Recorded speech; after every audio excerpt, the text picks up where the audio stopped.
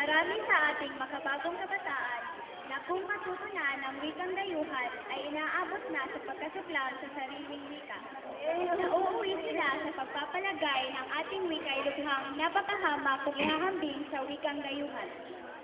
At ang gayo'y bunsod ng maling akala na ang pagsunod sa mga dayuhan ay ang daan tungo sa kaunlaran.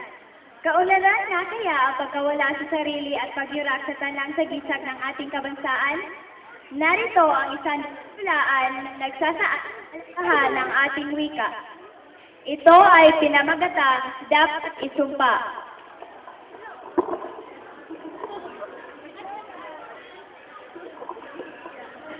Hay salamat at nakatulog na rin si Lola. Hay manawarin ipatuloy na ang kanyang pagaling. Yoo-hoo! Anybody home? Hey, Nanay! Are you there? Oday? Ikaw ba yan? Hi, Nanay. I'm glad to see you. How's the old woman? Sa awa ng Diyos ay tila gumagaling. Hayun at nakatulog. Dito na lang tayo mag-usap. Well, I thought the old woman is dying. That's the news I received. So I begged my cousin to come over. You know, add what to the left of his last will. Sure thing naman. I'm just frank, Neneng. After all, Grandma is very, very old and weak, and there's no pretending that she will die soon. Hey, Lulu, who's a dang? Char, I'm a dang. That's what they call me when I'm still young, you know, sinauna. Neneng! Gising na si Lola. Halina tayo, pumasok. May bisita ka yata, Neneng. Good morning, Lola Osepa. Ew. Good morning, Lola Osepa. Good morning, Lola Osepa. Yo. Neneng, sino ba sila? Naku, hindi na yata ako makilala ng Lola. Ako po si Lulu. Lolo? Sinong lolo? Sweeting po, Lola. Anak kita Tarunggo. Siya nag-aral sa Manila. Si Odan pala. Akala ko kung sinong Marikana. Ay bakit naging lolo ng pangalan mo ngayon? Hindi po Lolo, kundi Lulu. Yan kasi ang tawag ng aking mga friends sa Manila. It's more modern than a name. Isn't it, Nanay? Ano bang sinasabi nito? Parang loro. Naku, ang bata na rin. Ang anyo. What's wrong, Lola? Ano bang nangyayari sa batang ito?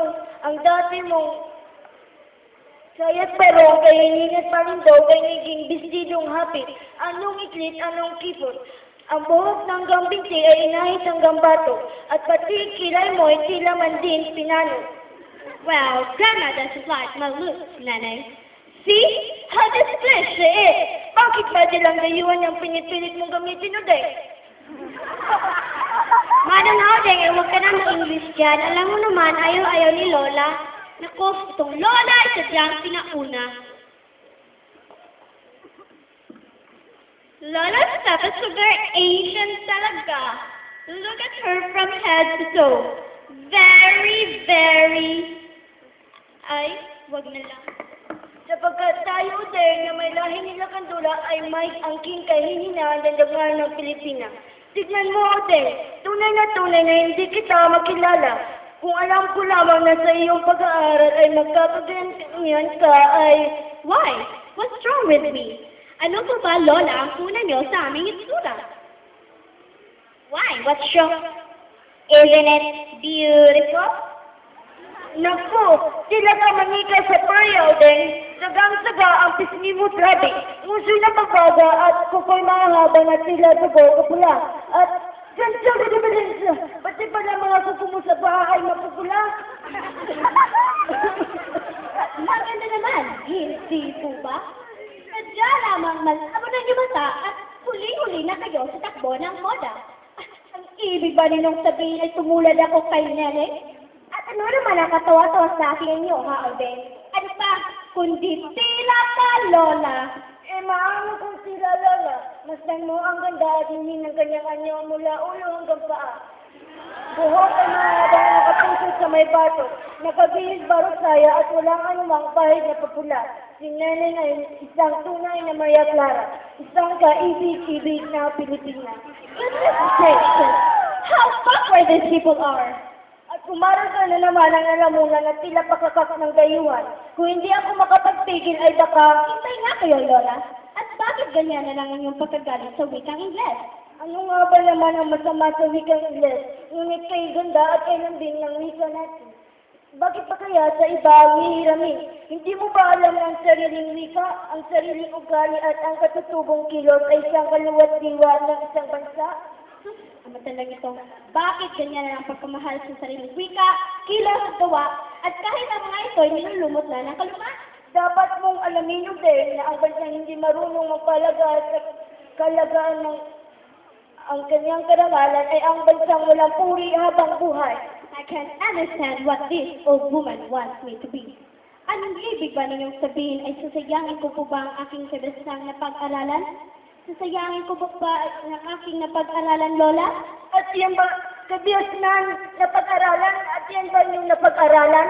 Ang hahitin ng buhok at kilay, ang pag-aral-galing, ang nasagwang bihis ng dayuhan, ang populahin ang labi, sismi at kuko, ang pag-aral-galing, ang lalamunan sa wikang hiram. Yan ba, din? Kasuplang-suplang! Tawa na po, Lola! Baka kayo mabigat! Take it easy, Lola. Don't get excited. Ang lahat ninyong inaayawan sa akin ay likha lamang ng civilization na hindi natin maaari. At ang hindi sumusunod sa takbo ng tiringan sa kadiliman, Lola. At kaming mga rising generation ay kailangan makabago. Sa bagay, Uteng, ngunit ang paggagadrakbo ng kabiasnan ay hindi dapat maging bulag. Ang mainam na kaugalian ng ibang bansa ay dapat tularan at pulutin. Ngunit ang pagmamasagwa at pagkalasing sa masagwang kabuhayan ay hindi dapat kagaring. Hay, kuha mo nga ako ng posporo, Nene. Kailangan ko manigarilyo. The old woman makes me cigarettes. At aba, naninigarilyo ka pala din, ha? What's bad in smoking? It's just for fun. Hay, nako naman si Neneng ay sadyang very backward. You know, you ought to be in the Museum of the Philippine International Fair. Isko at tumingwa na naman. Hayop na bayawa ka makatulad mo, Uteng. Please don't be angry, my dear Lola. Ang sadyang sakit niya na po ang lubha. Ang mabuti sa kanya ay putulan ng dila. Manang Mauri, mag-ingat sa iyong pagsasalita at ang Lola ay iyong sa galit. I'm sorry, hindi ko yata masarapan ang wikang Pilipino. Di yata, Uteng. Dapat tumahiya. Ang ayaw sa tamis ng sariling wika ay taksil sa tunay na sinusong diwa.